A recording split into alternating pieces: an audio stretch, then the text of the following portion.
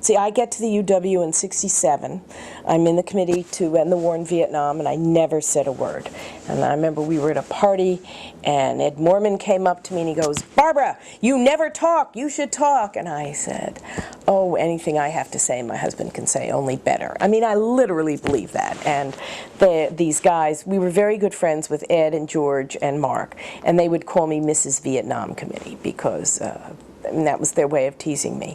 And my husband he and Robbie Stern were the two big campus leaders, and my husband actually was very good on the subject of feminism and the women's movement and so forth, but it was a different kind of milieu.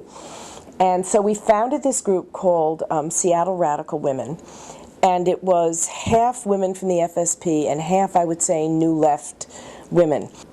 We sort of like didn't have anything to do for the first 6 months of our existence, except New Lefties deal with these older, I swear, Clara must have been 33, I'm sure, women who wanted to discuss Trotsky's transitional program or something like that. And of course it was about, what did we know? So we had this week long of activities, and it was taking place in April '68, and of course 1968 was such an extraordinary year because it began with the Tet Offensive. You have the assassination of King. This is now April, so you have the Columbia Revolt. And we read in the New York Times where a group of women in the Columbia Revolt were told that they should make the spaghetti, and we read, they go, "Liberated women aren't cooks." So we knew we had sisters all over the place, and we find out that they have this thing at the UW called Men's Day and Women's Day. And Women's Day was a sorority tea presided over, and it was always described this way by the wife of the governor.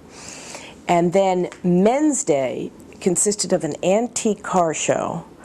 Now I can't remember all the events. They're in the book. An appearance by a Playboy bunny, and a Phil Oakes concert. And ironically, the money that was being raised for Men's Day was going to scholarships to bring black students to the UW. Because when I was there were only 18 black students at the University of Washington.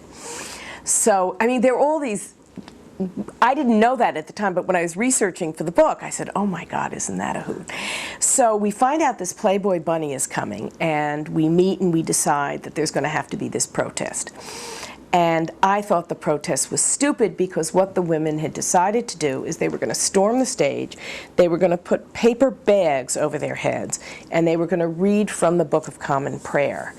And I just couldn't see myself with a paper bag on my head running on the stage. But I decided that I was going to go and support them. And I will never forget it because I was sitting on the aisle and I was wearing this dress that I had gotten in England.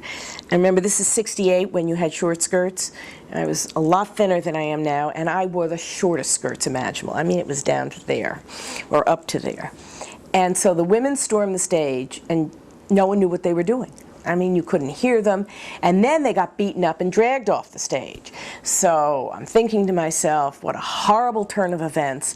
So something happened to me, and it wasn't me, but something got me onto the stage.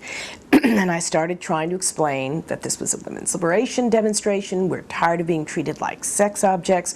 We want to be treated like human beings. We have important things to say. And basically, I could have been E.T. You know, I mean, people could not comprehend it. And part of it had to be my skirt was shorter than hers. I certainly didn't have the big breasts that she did. But, you know, you have two attractive young women up there. And at one point she goes, her name was Reagan Wilson, I remember that. She goes, well, I do my bit for the soldiers. I send them pictures of myself. And I'm sort of going, this is nuts. So then I was dragged off the stage. And I went into the ladies' room and I threw up. I couldn't believe it. So then we all came back, and my sisters, I remember Barbara Arnold was one of the women there. She got a black eye. Most of the women on the stage had been stepped on, beaten, punched, kicked, and we're all surrounded by these angry women. It was only women at this meeting. Sort of like, to this day, I can't figure out why 400 women would want to hear a Playboy bunny talk about being a bunny, but that's beside the point. And these women, I mean, it was sort of like, why don't you get a husband? I had a husband. Why don't you get laid? I had a good sex life, thank you. It was incomprehensible. You're being unladylike. And we would explain that suffragettes had to be unladylike to get the vote. You know, you didn't end slavery by being ladylike, et cetera, et cetera. It was just chaos. And so then Susan Stern and I were dragged in front of the dean of students, who proceeded to tell us that we were probably going to be expelled for this. And of course, we were just outraged. And he referred to us, the dean of students referred to us as Mrs. Stern and Mrs. Winslow, and I sort of stomped my foot and I go, I'm not Mrs. Anybody. And we weren't disciplined for that. And the next day, the headline in, it's probably your now defunct paper, which one? The PI of the Times. Was a picture of us demonstrating and Reagan Wilson, and it said, "Co-eds sulk, boys gulp at 38, 24, 36." It's hard to believe. But the headline of the Daily, and I have a copy of it, and it's going in my book, and you should look it up. It's April 27, 1968.